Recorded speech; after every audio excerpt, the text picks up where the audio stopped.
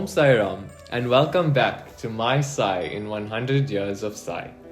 Our next guest, along with his wife Auntie Kogi, has been an active and dedicated member of the Sri Sathya Sai Center Hillside for many years. Known for his quiet strength and steady support, he has been Auntie Kogi's right hand in creating the beautiful decor that has graced many of our events. But beyond that creativity and service, his journey with Swami also includes deeply personal moments of faith, healing, and transformation. Please join me in welcoming Uncle Ram. Aum Sai Ram, Uncle Ram. Aum Sai Ram, dear brother nation. My humble pranams at the lotus feet of our loving and most compassionate Lord, Sri Sathya Sai Baba. So, Uncle Ram, let us start right at the beginning. How did Swami first enter your life? It was about 20 years ago when Brother Ravi and Auntie Radha from Buldana Road approached my wife and myself and asked us to come join the ashram. He was the president at that time. And although we knew about Swami, we were not involved actively in ashram work and all that. So after the very first visit to this ashram, and I'm most thankful to both Brother Ravi and Auntie Radha for having invited us to the ashram, we never looked back. Our journey started then and continued till now, and we will continue forever. Truly inspiring. So, Uncle Ram, along your journey, I'm sure you faced a challenge or illness. Could you share what that was? Oh, yes. Well, look, I had many challenges with illness, but the one that stands out most is what I'm going to talk to you about now. And this happened about 4 years ago. Okay. 4 years back, I had a problem with my prostate. And I went to see a doctor at Chatsmith Hospital, Dr. Asmal. I was shocked initially because he diagnosed me with a problem with my prostate, but also they found that I had prostate cancer. And I told my family about it. They were all very positive and they gave me encouragement. Anyway, going further, Dr. Asmal said to me that I needed a special operation performed. It's called brachytherapy. So I had prepared myself to have this operation, went down to Chatsmith Hospital, and they booked me into the theatre and everything. Okay, the operation was performed by Dr. Asmal and Dr. Deepened. It was quite successful. But when they had completed the operation and they were going to wheel me to the ICU, things went haywire.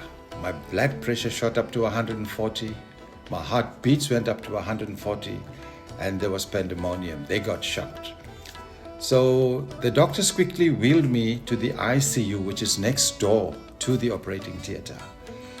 But unfortunately, when they got me there and they were putting on the monitors and other machines, whatever, to me, they were attaching all kinds of things to me. My heart had stopped beating. Dear devotees, dear brothers and sisters, to be honest, I was dead. There was no heartbeat, there was nothing. I had actually died in that ICU for a moment. Now, all what I'm going to tell you about now is what the doctors and nurses have told me. I don't know a thing. I was totally unconscious at that time because I'd come out of the theatre. I was under anesthetic. So there was pandemonium there. The doctors were running this way, the nurses were running that way. They were connecting all kinds of things onto me, but still there was no heartbeat, no pulse. And they decided to use the paddles, or what they call the fibrillator, to give me a heart shock. So they did give me the shock the first time. Nothing had happened. They tried it the second time. Nothing had happened. And lo and behold, by Swami's grace, who is always omnipresent and always there to help you, the third time they tried it and my heart started beating. So there was absolute joy in that ICU. The doctors were smiling, the nurses were happy, they were clapping, but all this was told to me later. Then they gave me some injections and waited for me to settle down, but still I was not conscious enough to know what was going on. The doctors didn't leave me. They waited till I regained consciousness. And when I did regain consciousness and I was looking around, doctor tapped me on my face and said, "Mr. Pillay, just take it easy. Don't ask questions. Don't be alarmed. We are here to see to you. You are fine." So when I did come to my senses, then doctors spoke to me and told me, "Mr. Pillay, this is what had happened, but you got nothing to worry about. You are fine." And surprisingly, when he told me that I had died and my heart, there was no beat in my heart, I wasn't shocked.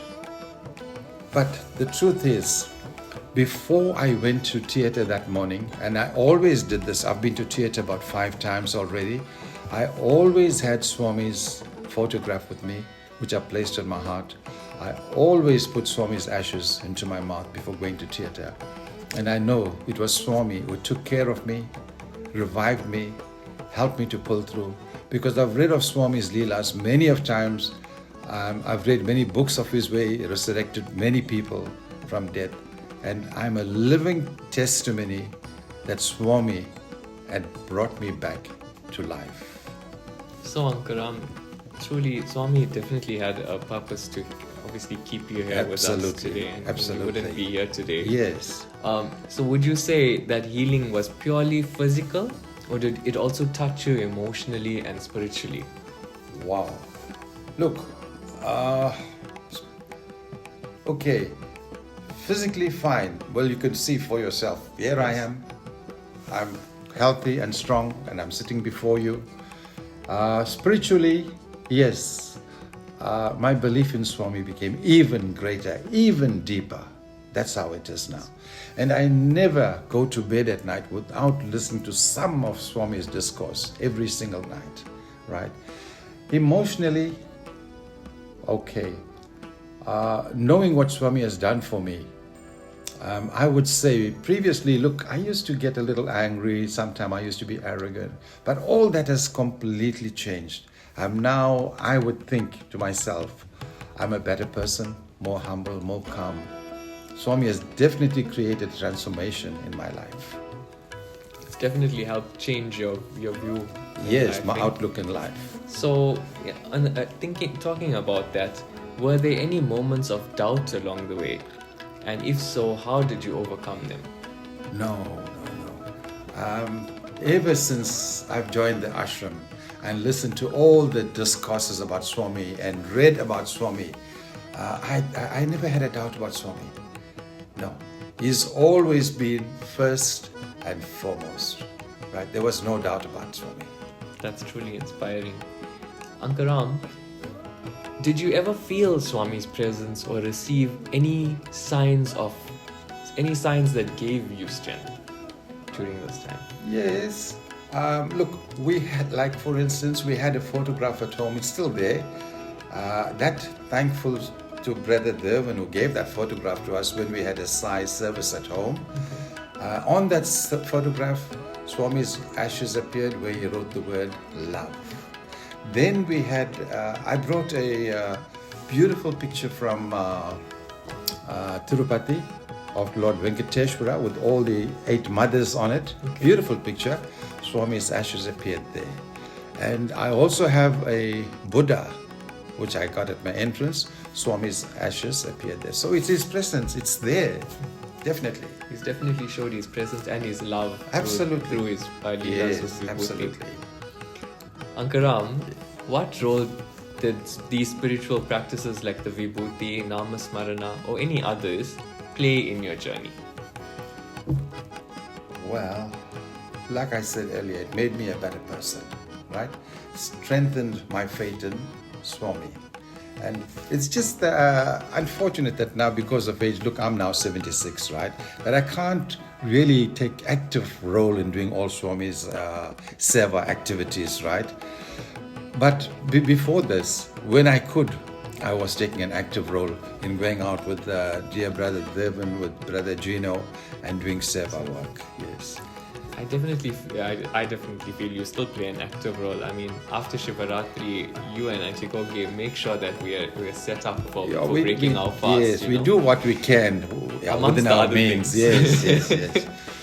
Uncle Ram, a very good question. Was there a specific turning point when you knew in your heart that you were being healed? Look, many times. I've been to the hospital about 5 or 6 times already, and every time Swami played a role in taking care of me. Let me explain to you. I've been to hospital about 2 months back. Right, I had to go in for a certain procedure, and they prepared me to go into theatre. That very morning, I was there in the ward, and I had my gown on, ready for them to wheel me to the theatre. Okay, I just sat there, took Swami's photo and prayed, and I put Ubudhi, and I was praying. And lo and behold, I see my gown has ashes on it. How it happened, now all you can say is it was Swami's presence that came there, his omnipresence, right? And I found Vibhuti, and I had a picture of that, and I took it. And I went through that operation very successfully. I'm recovered, and here I am. Definitely think Swami is your ultimate doctor. Yes. Like he's definitely making sure Definitely, you're around. yes. Uncle Ram, after going through this experience, right? How did your relationship with Swami change? Look, I'm going to relate to you another incident that happened, right? And even since then, the relationship between myself and Swami, my wife and Swami, increased tremendously. My wife wanted to go to a lady that does her hair in Salcott Crescent. Okay. So I dropped her off there at about 3 o'clock that afternoon and went back home. I was going to pick up at 5. When my daughter got back home, my daughter and myself, we went to pick her up. My daughter was sitting in the back seat and I was driving. When we got there, I hooted for Auntie, but she was still busy. So my daughter and I sat and waited. We were parked on the side of the road. And we were just chatting, but suddenly I heard a bang on my window. And I turned around to look, and here was a male with a gun, pointing at me and screaming, "Get out, get out." Okay, I was shocked. I didn't know what was happening, but anyway, my daughter was there. I couldn't tell her anything because this guy was pointing the gun at me. I pushed the door open. This was now about 5, 6 o'clock, and it was dark. So when this happened, the way he was screaming at me, people around there heard. And I don't know how it happened, but people started coming out. My wife also ran out from the salon. They came out and they saw what was happening. They couldn't help me. Nobody could help me. But when I ran out from the car, I ran blindly and ran into a cherry fence. I fell down. When I fell, I didn't really know where I was, what was happening. But anyway, this guy followed me. I was sitting on the floor and he was pointing the gun at me. He was going to shoot.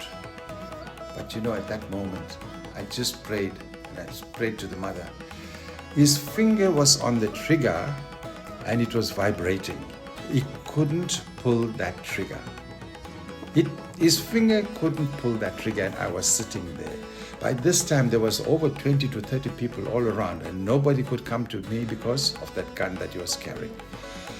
The very next moment, it struck me, my daughter is still in the car. What do I do? I didn't fear that gun. I ran back to the car.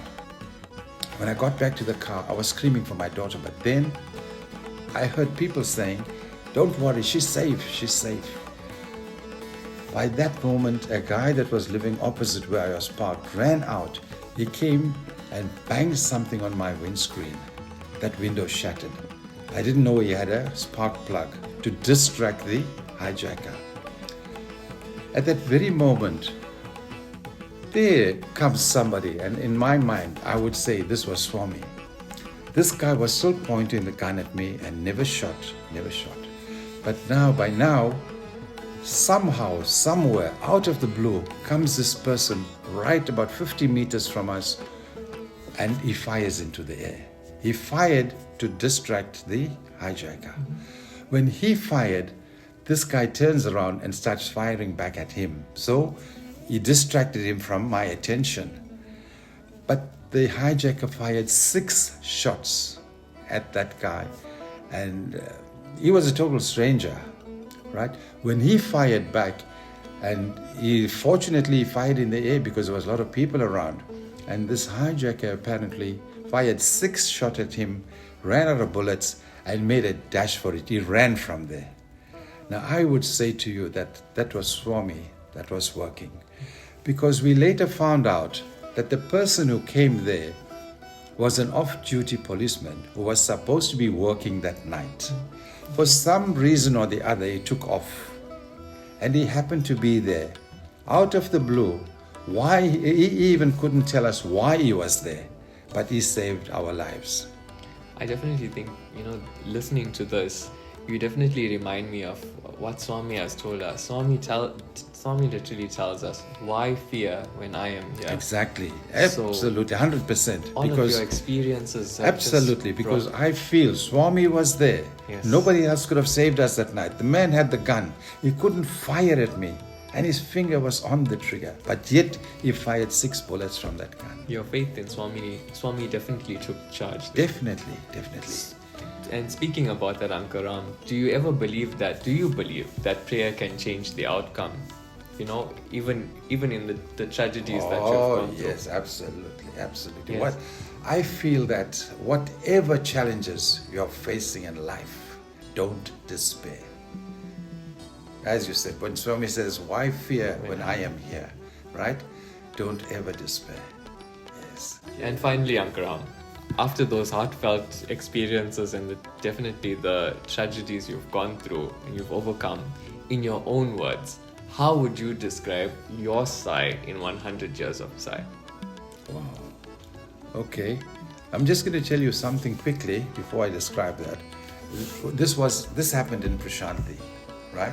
Where we met some family of ours who were visiting Prashanthi also. And my wife and I had gone up to Swami's wishing tree. We had prayed there, sat down for a while, and then we started our journey coming back down again. On the way down, we bought some photographs of the wishing tree. I bought 4 for my family, for my children, and we had come down. And when we had gone down, we decided to go to Sai Towers to have a meal.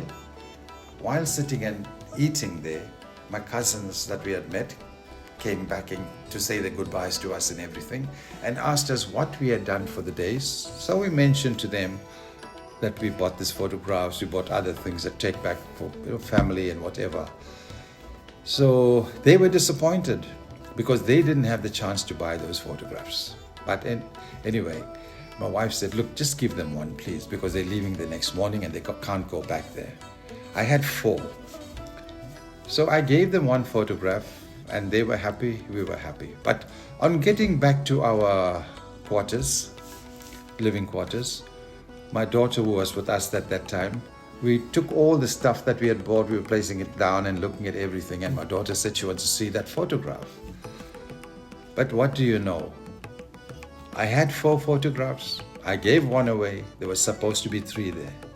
But then there was 4. That is one of Swami's miracles, his leelas. You see? And this, just like this, there's many more things to talk about, because Swami has played a major role in my life and in my family's life in the past few years. And talking about Swami's 100 years, I just wish that, of course we know Swami is always there. Yes. But it would be so nice to see him in his physical form again. We all wish for that, right? But I just feel Swami is always there. In everything I do, in everything, wherever I go. The Gayatri Mantra has played a major role in my life. I don't start any day without it, right? I don't start any day without it. And anything I do, whatever it is, any decision that I take, I always recite the Gayatri Mantra beforehand. And I'm being honest about this. It plays a major role. And the outcome of all that is always positive. Definitely. Starting the day with prayer. Yeah, Definitely following the 9 points. Absolutely. So, Uncle Ram, I think that's all we have for today. I'd just like to say thank you for sharing such an intimate and moving journey with us. Truly, it's been inspiring. Your story is a reminder that, with faith and prayer, Swami's grace, even the most difficult challenges be overcome. And thank you for sharing that connection you have with Swami. We really appreciate it. Thank you very much, my dear brother. And Jai I must Sai give Ram. thanks to Swami for giving me this chance and this opportunity to share my leelas and miracles with all of you. Jai Sai Ram.